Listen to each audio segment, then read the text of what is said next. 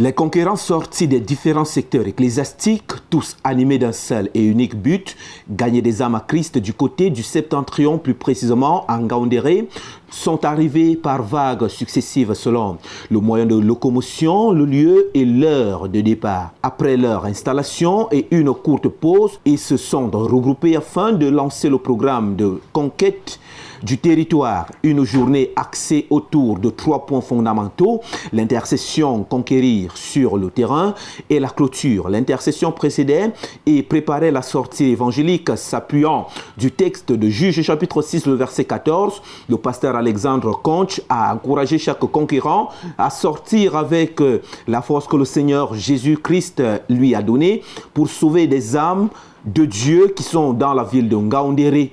Selon la sagesse, 4 grands groupes établis selon les points cardinaux. Plusieurs équipes constituées de binômes se sont déployées pour quadriller la zone ciblée pour la circonstance. Le pasteur Alexandre Conch, lors de la clôture du soir, s'est inspiré du livre d'Hébreux chapitre 2, du verset 14 au verset 16, pour exhorter sur le thème « Jésus-Christ, une aide semblable ». Il s'est interrogé sur qui est, selon nous, notre aide, la femme, de l'argent, du travail. Le pasteur a souligné que l'homme peut avoir la volonté d'apporter de l'aide, mais une aide vraiment limitée, car le travail peut s'arrêter, l'argent se rouiller, les conjoints peuvent partir, mais Jésus-Christ est constant, illimité et fiable. Par conséquent, c'est la véritable aide, car s'étant rendu semblable à l'homme, il connaît bien ses besoins et peut les satisfaire. Pour conclure cette première journée de vendredi, les conquérants venus à la conquête de la ville au Seigneur, malgré la fatigue, se sont confiés à Dieu pour le second jour. Dotés d'une force et de précision pour poursuivre la mission, les conquérants se sont livrés au second jour pour affronter le défi. Le programme de la journée s'est décliné autour de 3 phases. La première, l'intercession; la seconde, le terrain; et la clôture, l'intercession pour mieux se doter des armes de Dieu et de recommander l'espace, les hommes et le temps au Seigneur. Sur le terrain, près de 4 heures consécutives pour gagner des âmes au Seigneur et couvrir la zone du retour de la conquête, les visages rayonnants de joie, les pieds de ceux qui annoncent l'évangile recouverts de poussière, tout joyeux du nombre d'âmes qui ont confessé Jésus-Christ comme Seigneur et Sauveur personnel. Selon les rapports donnés, la difficulté principale était celle de la langue locale, le Fufulde. La clôture du soir a été marquée principalement par le message du pasteur Moussa Jean-Baptiste, inspiré du livre de Josué chapitre 6 du verset 1 à 10.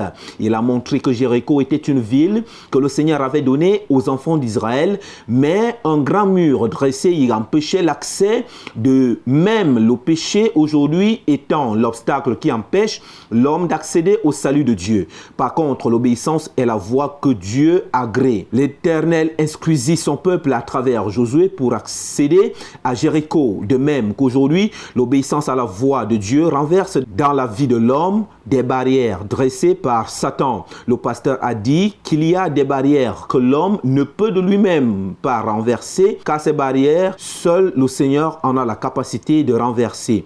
L'obéissance des conquérants ayant donc permis au Seigneur de renverser les obstacles à l'œuvre d'évangélisation dans la ville de Ngaoundéré, le révérend Yves Loalet a conclu la soirée par des grands moments de prière.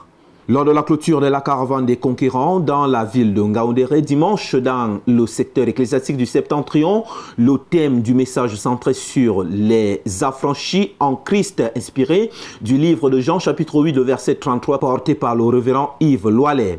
La problématique était celle des personnes qui sont dans les églises et qui sont encore sous l'influence des habitudes et des caractères répréhensibles.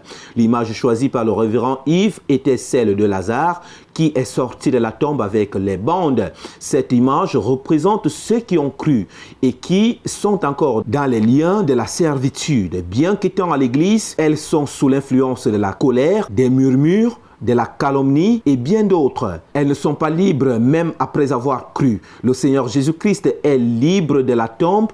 Il libère ceux qui demeurent vraiment en lui. Dieu donne la vie à ceux qui sont morts en Christ, ensevelis et ressuscités avec lui.